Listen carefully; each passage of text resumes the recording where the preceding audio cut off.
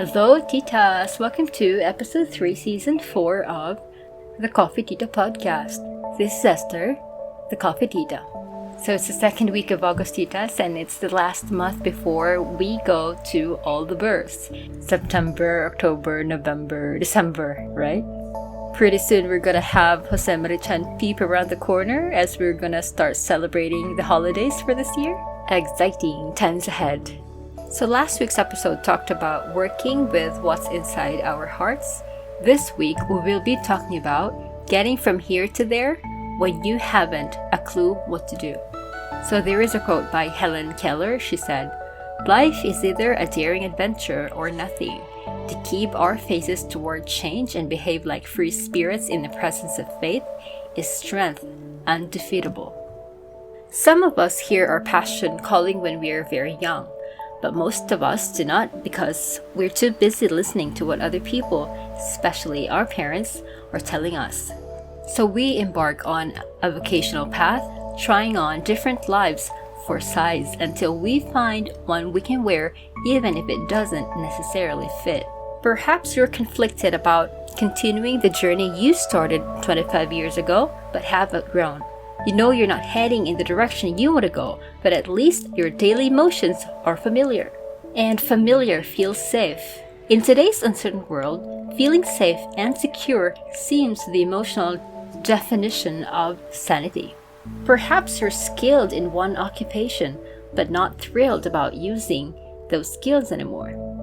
Some other work does secretly thrill you, but the stakes seem too high. Perhaps you're dismayed, even embarrassed by the thought that you don't know what great work waits for you. Not knowing what you want to do can be very disconcerting. You want to go forward but find yourself standing still, overwhelmed by the options or the risks. This doesn't surprise Barbara Sher, the author that I mentioned a week ago. In the 10 years since her book Wishcraft was published, she's heard many people claim that they wanted to live passionately, but that they were stymied and unable to use her witchcraft strategy because they didn't have the foggiest idea what excited them. This made her extremely curious, so she started meeting with groups of people who didn't know what they wanted out of life. As they shared their stories, she discovered a common thread of discontent. Everyone was unconsciously engaged in an internal battle for control of direction.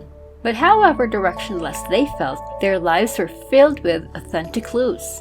They just didn't know how to look for them. Some of the reasons Barbara heard for not pursuing a passionate life included, "I'd have to quit my job to get what I really want and I can't do that. I'd starve."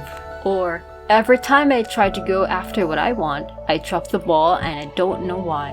Some would say, "I want to do so many things, I'll never be able to pick only one. I'm trying to go after something, but my heart's not really in it, and I don't know why."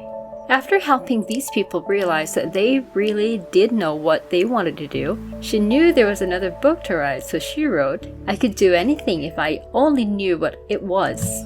Whether we realize it or not, there's a good reason behind everything we do or don't do, every choice we make or avoid. We can't go forward if we don't know what's holding us back. Knowing the truth to set you free.